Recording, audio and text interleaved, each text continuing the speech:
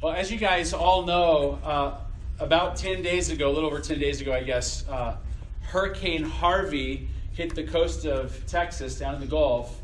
And it essentially destroyed the fourth largest city in our nation. And as often happens in this kind of situation, there are stories coming forward of people who do incredible things for one another, acts of heroism and kindness and sacrifice and generosity and compassion. But there's another story that's making headlines right now around the nation regarding something that's happened in Houston. It's the story of a high-profile church. In fact, it's the largest church in America. It's the story of a high-profile pastor who is being widely criticized for being slow to open the doors of the church building, in order to shelter flood victims. Now, I'm actually not going to criticize, and I think we should be slow to criticize. Maybe you've researched the situation more than I have. I'm not going to criticize that action. I don't know the situation. I don't know why the doors of the church were not opened earlier. It sounds like it was pretty complicated. There were some different discussions happening between the city and the church, and so they were making decisions for reasons that I'm not sure, and I'm not even certain that they made the wrong decision. But what I will say is that the nation was watching as it was happening, and the nation was forming opinions about you and me based upon the actions of this church and this pastor, regardless of whether or not we would want him to represent us, regardless of whether or not we would even consider him within the circle of orthodoxy. It doesn't matter.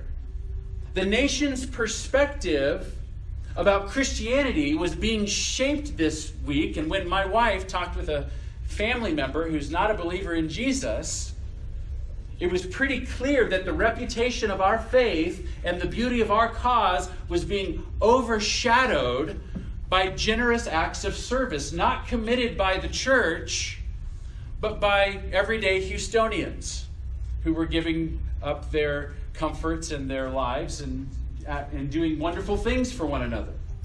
And as I thought about that this week, a couple of things really stood out to me. Number one is this: we don't get to decide what kind of opinion people have about us before they get to know us. We don't get to determine what influences people's perceptions of Christianity before they get to know us. The world is forming opinions about Christianity. Many of them are negative opinions about Jesus or his people that will simply be imposed upon you because you're a Christian. The moment you say, that's what I believe, or this is my faith, there are notions that people have about who you are. And it's going to take some work on our part to overcome those opinions. The second thing that I thought of as I was thinking about this situation is that it's just yet another reminder of how important it is to watch the way that we live. Because the world most certainly is watching.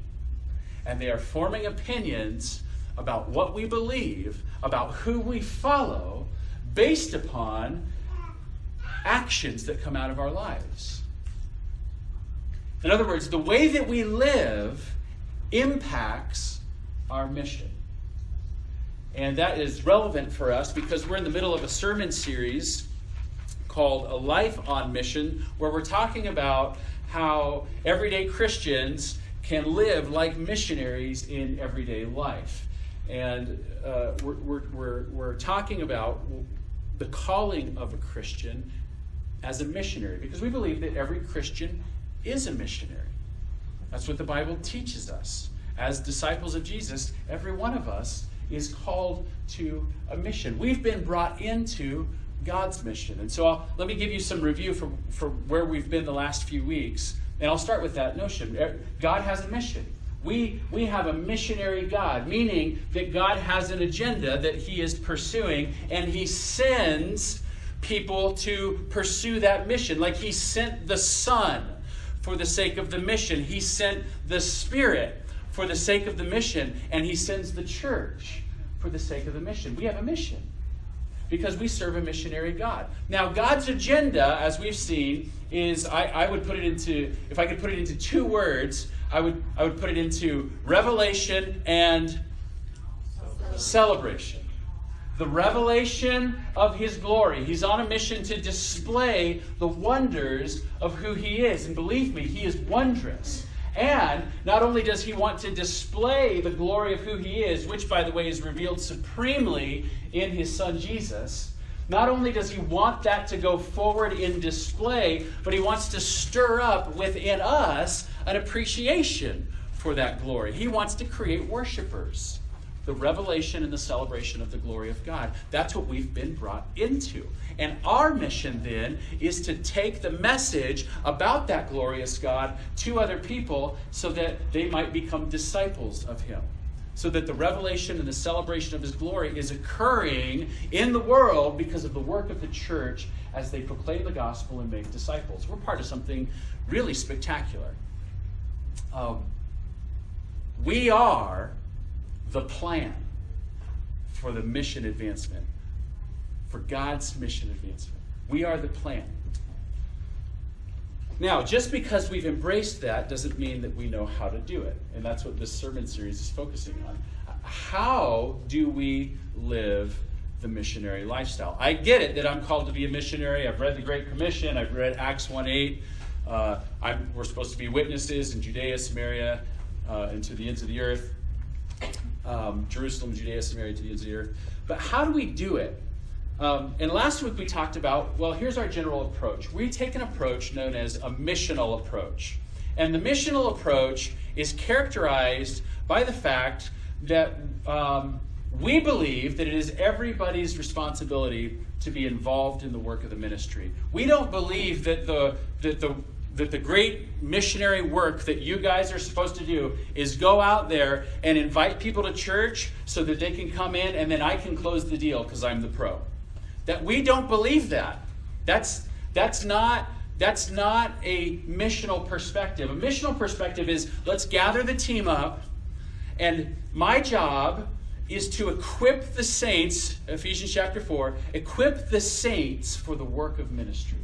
My job is to equip you, to provide you with training, to provide you with teaching, to provide you with tools, to provide you with a framework, to help you understand what you're called to do so that you can now go out and live like a missionary in everyday life. That's missional. That's a missional approach to the mission. So we gather together to get salty in the good way, and then we scatter to be salty or to shine our light in the city as missionaries. That's a missional approach to, missions. Missions in Fort Collins. Think of yourself as a missionary. And step one in a missional approach, we talked about last week, is to recognize that the mission field is everyday life in the city. In other words,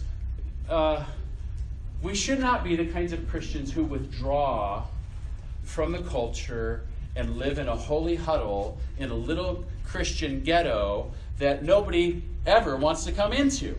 What kind of person who doesn't love Jesus is going to come into the Christian ghetto with our Christian coffee shops and our Christian bookstore and our Christian wrapping paper and our little fish symbols on our car? Like, this is our little world. Why don't you come in?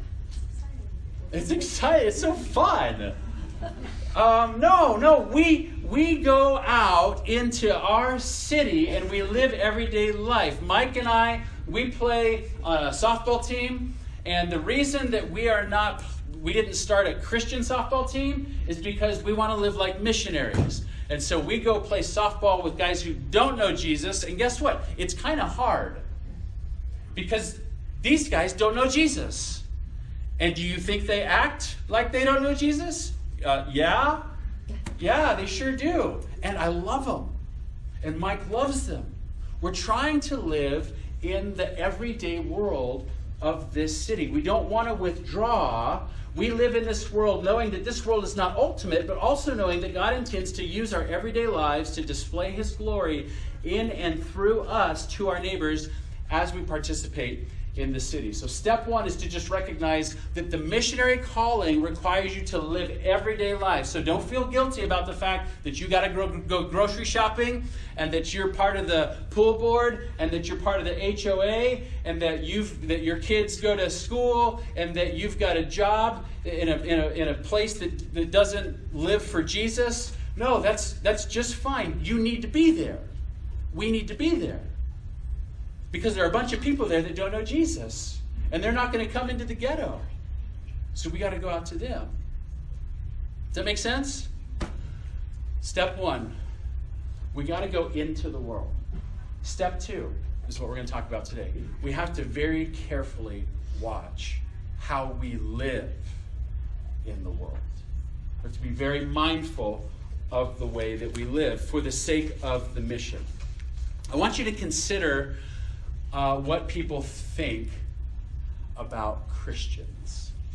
What does the unbelieving world think about us?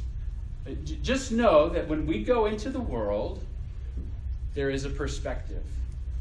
In 1996, the Barna Group did a study, and at that time, this is 96, that's the year I graduated from high school, so that's just like 5 years ago, okay? Or more like 20. 1996, the Barna Group does a study. At that point, 83% of Americans, 83%, 8 out of 10, more than 8 out of 10 Americans identified themselves as Christians.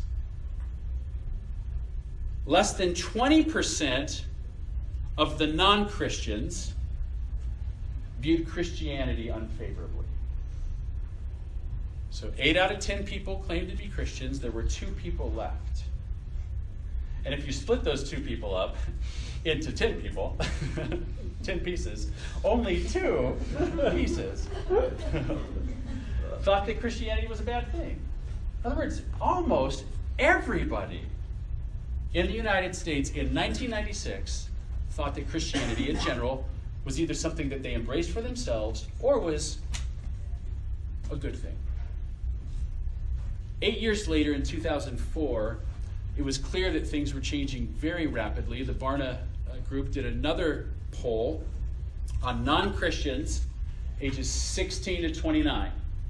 So we got some 16-year-olds in the room, up to 29, pre-30s.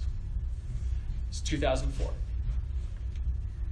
At that point, 38% of them had a bad impression of Christianity. The number had doubled in 8 years.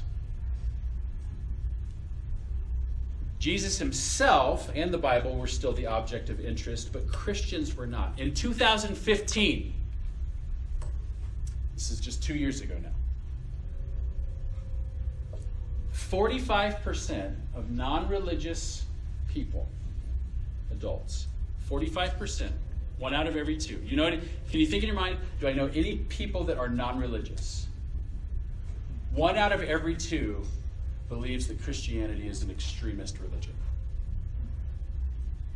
45, almost 1 out of every 2, believes that you're an extremist.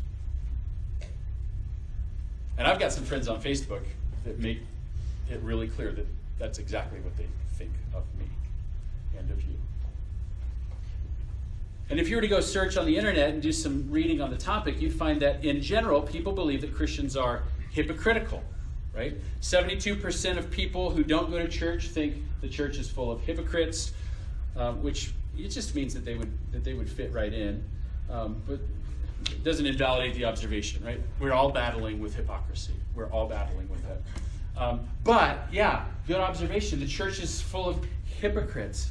The church is judgmental, looking down on others and unloving. The church is bigoted and hateful of homosexuals. The church is sheltered, huddled up, and out of touch with the real mess of the real world, offering simplistic solutions. As one researcher says, there will always be the stumbling block of the cross. Yet our study shows that many are tripping over the church before they hear the message of the cross.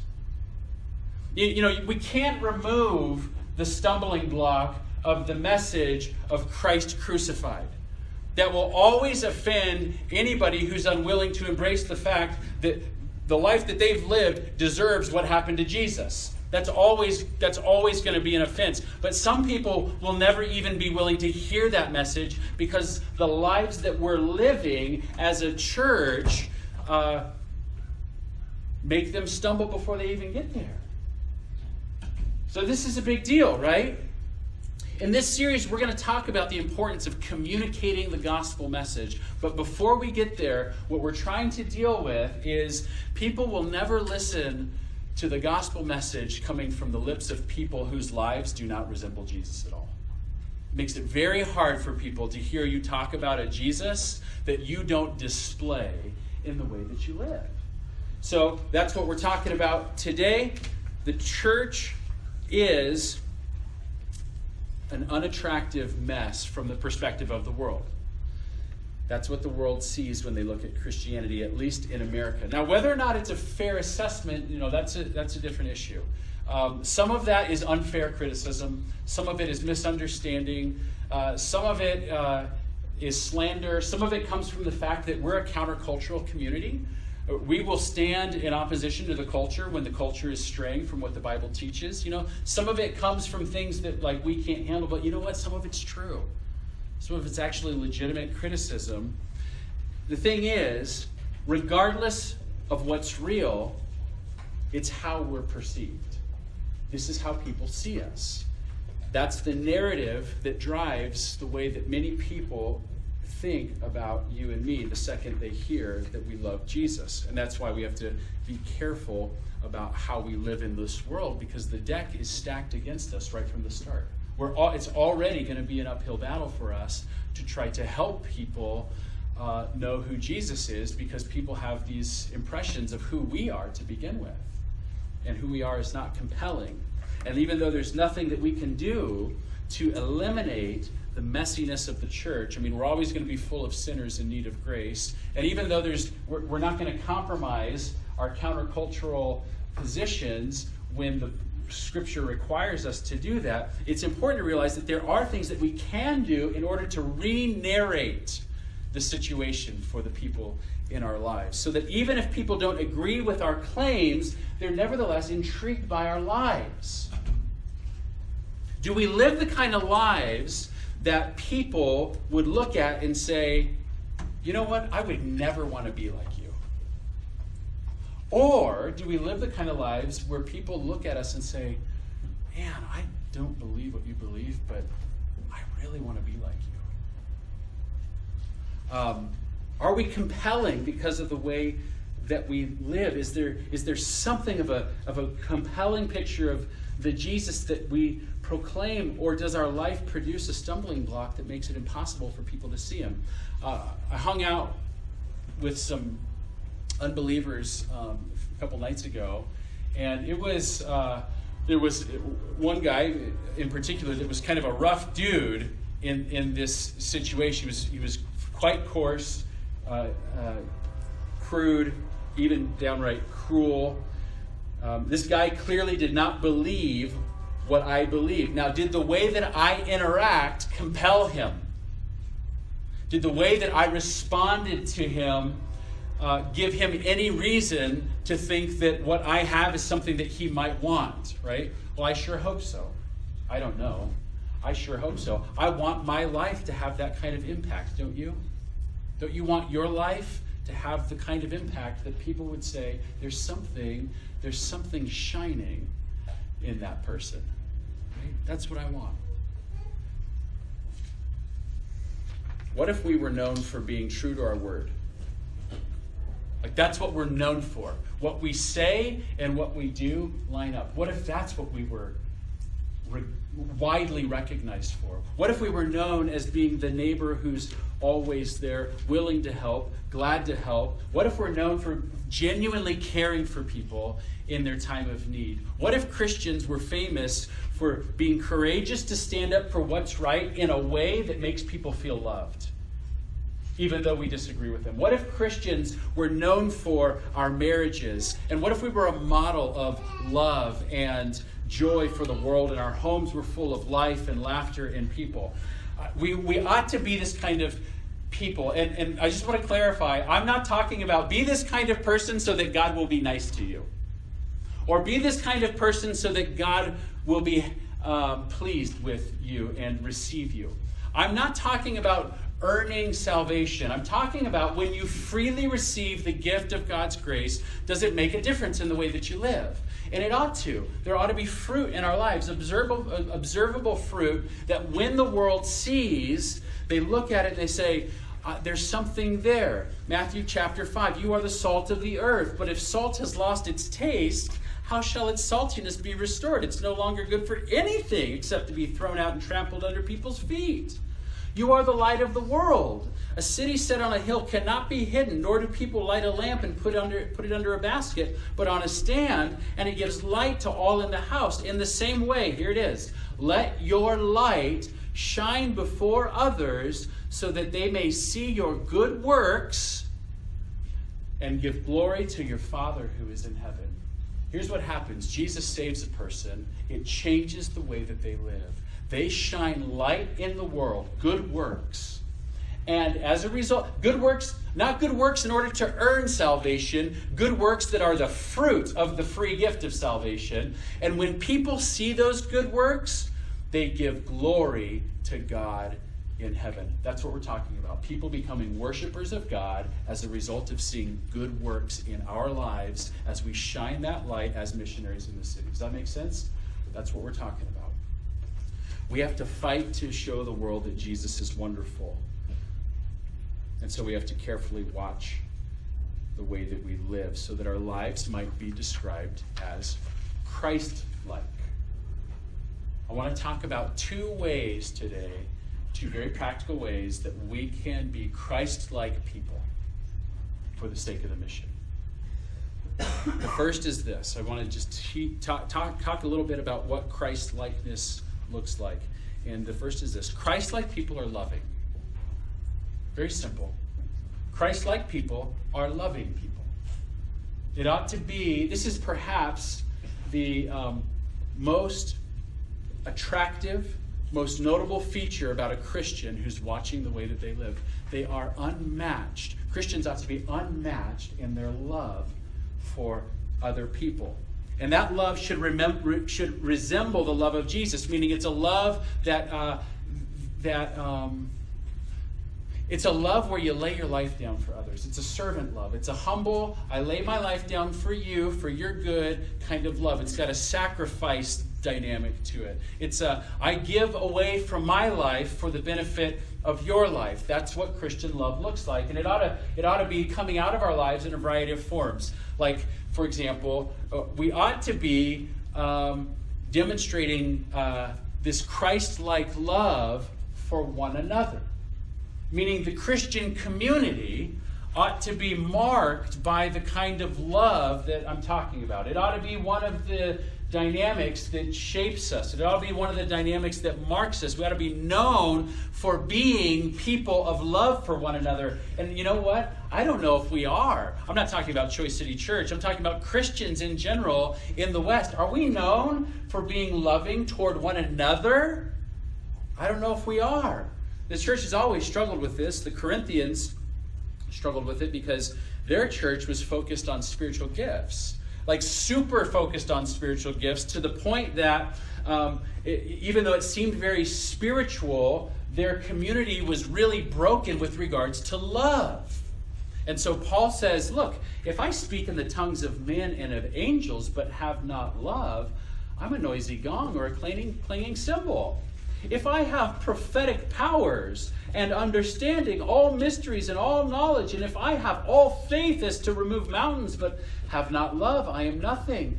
If I give away all I have, and if I deliver up my body to be burned, but I have not love, I gain nothing. Now, Paul's not saying, don't practice tongues, don't prophesy, and don't give up your life. He's saying, you can have those things in a church, and if you don't have love, it poisons the well. all those things. I mean, we could be a church that like really cares about Bible teaching and really cares about mission and really cares about the gospel, and we hate each other. And it poisons the well of all those great things. Are we known for it?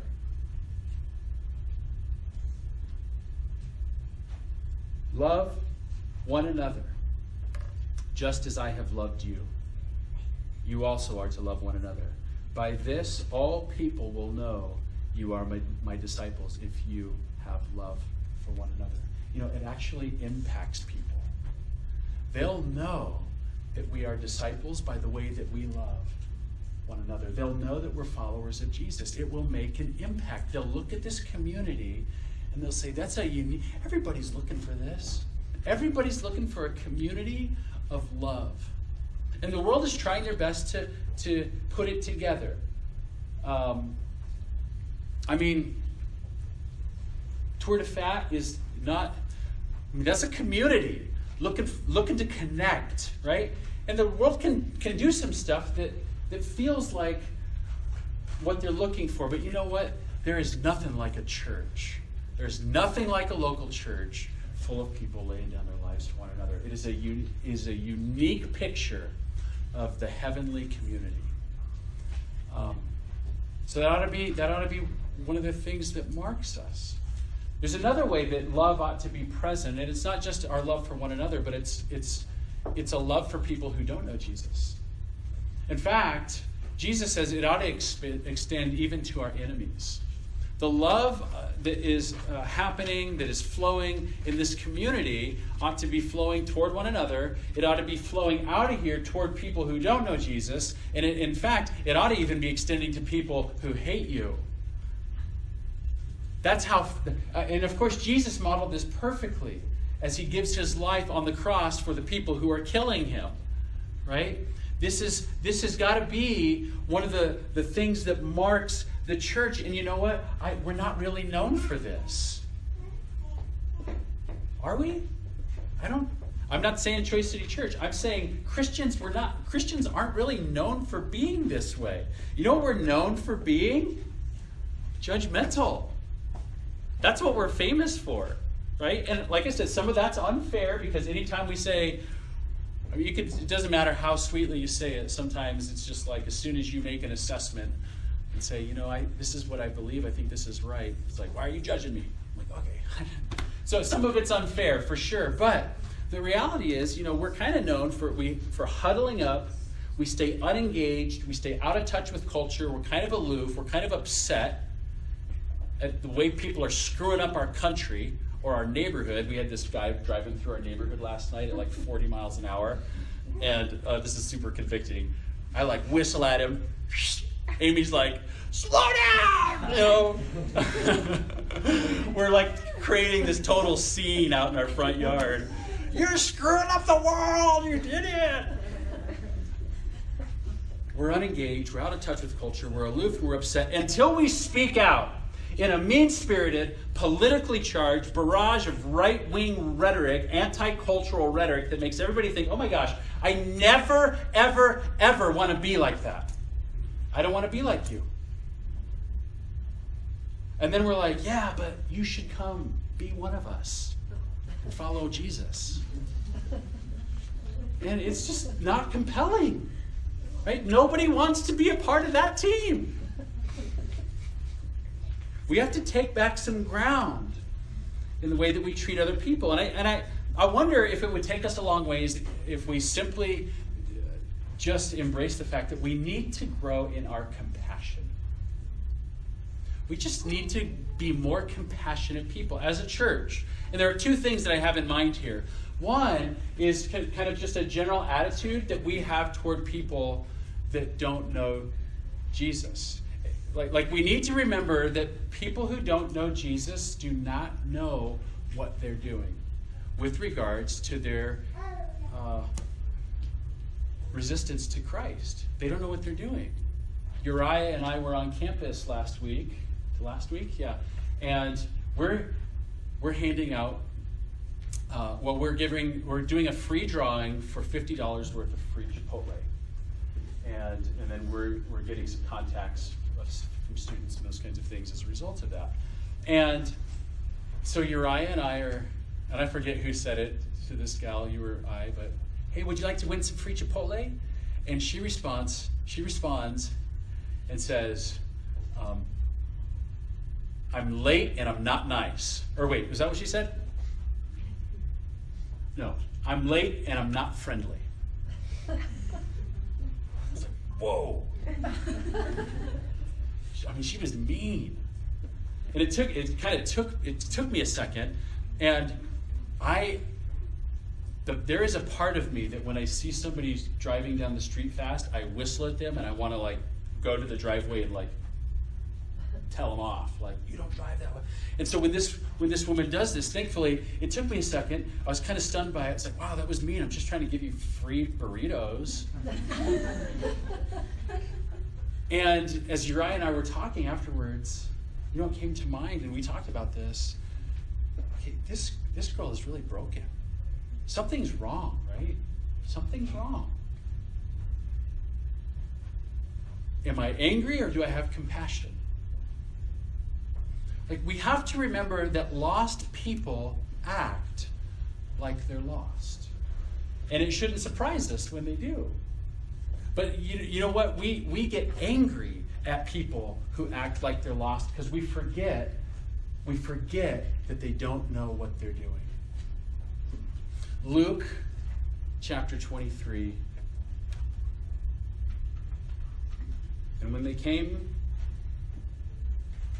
to the place that is called the Skull, there they crucified him. And when it says they crucified him, I think this would be helpful. It was you. And it was me. They crucified him. And the criminals, one on his right and one on his left. And Jesus said,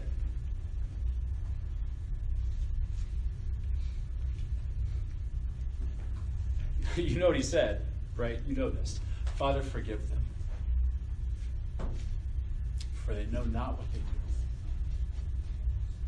Right? That's compassion for lost people acting like lost people. And I think we have to remember that so that we don't feed this snarky response to people who are acting poorly. And I feel it. I'm sure you feel it. As I was hanging out with this guy the other night that I was talking about a minute ago, I'm like, hold your tongue. Be nice, be loving. He's lost. This is who we're trying to reach. Don't do what your flesh wants to do. Have compassion. Rather than the mean-spirited, you're ruining our neighborhood kind of response that people have come to expect from us. That's what they expect of us. Rewrite the narrative. Rewrite it with the way that you live. Christ-like people are loving, and when we live that way, it helps change the narrative for those who are watching us. Here's a second way that we can pursue Christ-likeness. Not only should we recognize that Christ-like people are loving, but Christ-like people genuinely value personal holiness. Christ-like people really care that our lives are aligned with God's will. Genuinely care about it. Like, when I see anger coming out of my heart, I care that it's there and it needs to change. I'm not okay with it. I cannot make peace. Christ-like people do not make peace with the things that they see in their lives that they're ashamed of. They don't just stuff it back under the rug and say, well, I hope nobody sees that. They bring it into the light. They confess it. And they try to figure out, what is it going to take to put this to death? Because I'm not okay with it. I'm not okay being an angry man. I'm not okay being an angry dad. I'm not okay with with my issues of lying or stealing or looking at things that I shouldn't look at or responding in snarky ways or whatever it is in my life or in your life, we can't be okay. Christ-like people do not make peace with sin in their lives. Because Christ is too important to us for that. And the mission is too important. And we love him too much. 1 Peter chapter 1, as obedient children, do not be conformed to the passions of your former ignorance. We still feel those passions rise up. But don't be conformed to them. Don't let it rule your life. Don't be enslaved to the things that once ruled you. Christ set us free from slavery to sin. He did. Did you know that? You are not enslaved to sin. Now, I'm not promoting some sort of perfectionism.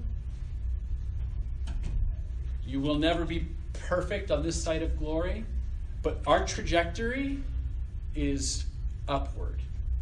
And it kind of looks like this.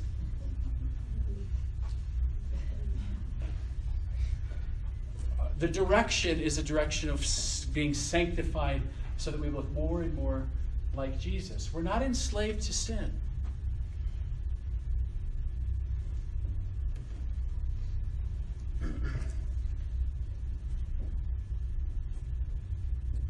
As obedient children, do not be conformed to the passions of your former ignorance, but as he who called you is holy, you also be holy in all your conduct, since it is written, you shall be holy, for I am holy. And you know what? The church is not known for this. That's not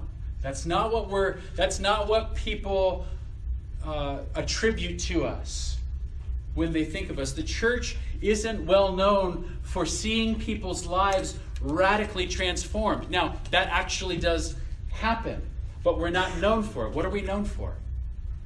We're known for being hypocrites. Right? I mean, that's the charge. And like I said, some of it's unfair, some of it's slander, some of it's not true. But enough of it is true that we should care about it in our own lives. I don't want to be a hypocrite. I want to put that to death, where my mind and my heart and my words and my actions don't line up. I want that to end. I want to be a consistent person. I want to be a genuine person. And that's why we have to care about sin in our lives. You see, sometimes what happens is people think that when they put their trust in Jesus, their sins are forgiven and they get a free pass to heaven, and then they can go on living in the same way that they were living before without really changing anything in their life. When I was 18 years old, I tried cocaine for the first time. And so you've heard this story. And then the next morning, I went to church. And I thought, if I die, I'm screwed. So I better respond today to this sermon. And so I thought, yeah, I'll get a little fire insurance here. Sure, I'll respond. I go up front. The next week, I was baptized. That afternoon, I was smoking weed with my friends. At a time in a state where that was not legal for anybody. And I made no change in my life. Nothing. I didn't change the way I talked. I didn't change the way that I treated women.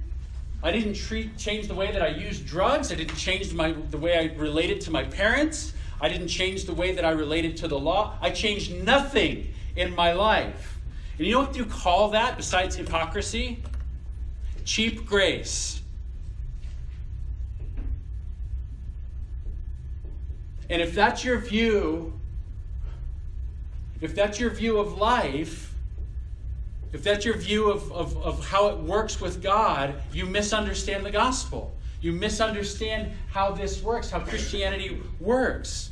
You see, I said that I knew Jesus, but my hypocritical life told a different story. My actions demonstrated I was no child of God, regardless of what I claimed. It's not what you claim that tells the story. It's how you live. Is there fruit that demonstrates the reality of your claim?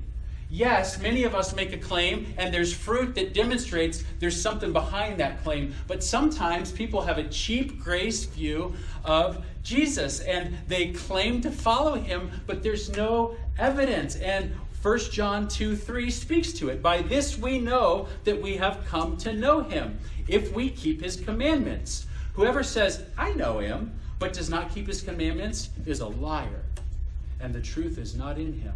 But whoever keeps his word, in him truly the love of God is perfected. By this we may know that we are in him. Whoever says he abides in him ought to walk in the same way in which he walked. You see, I was deceived. I was deceived. And because of that, I was hindering the mission.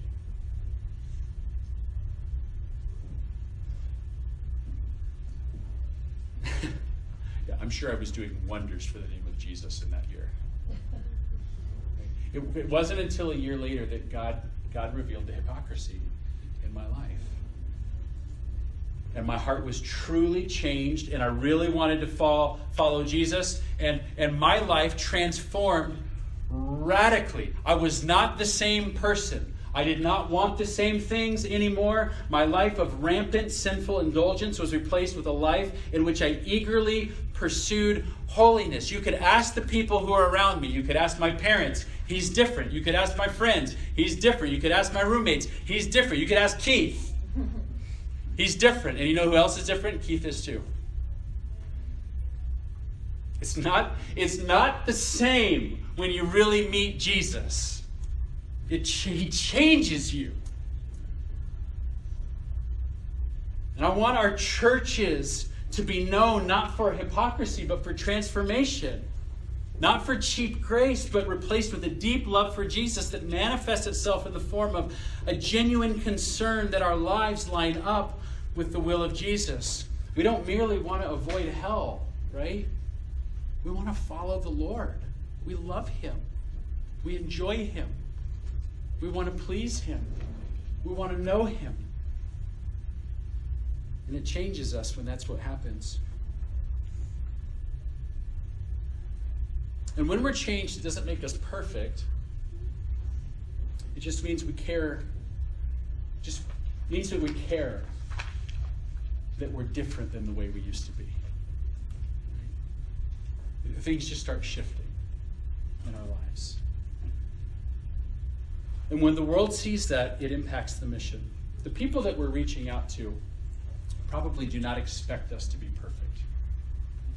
They don't expect the church to be full of perfect people. And hopefully we're not giving them the impression that we think that we can be, or that even that's our goal. I hope we're not giving that impression to people.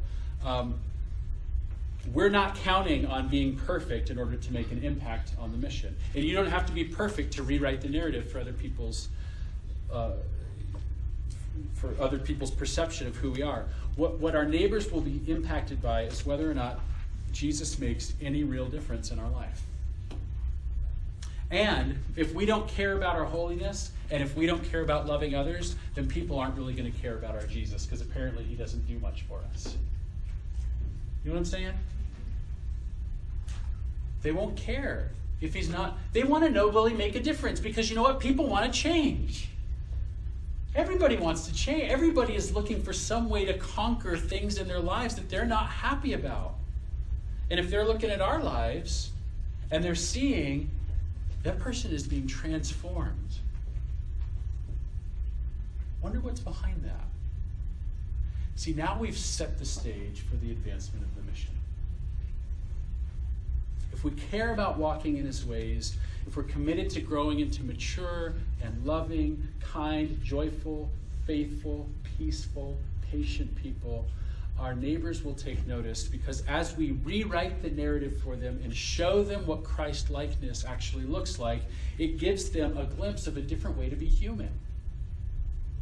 This is what the Christian is, living out what humanity is meant to be, if we're really embracing Christ's purposes for our lives. A new way to be human. And even if our neighbors don't yet agree with our views, the way we live can stir a thirst so that they at least, man, they wish it could be true. I wish it were true. I want to be more like that. And what we're called to is to be a community like that. And as the world looks on, they would think, I want to be in a community like that. I want to love like that. I want to be changed. And it sets the stage for mission advancement.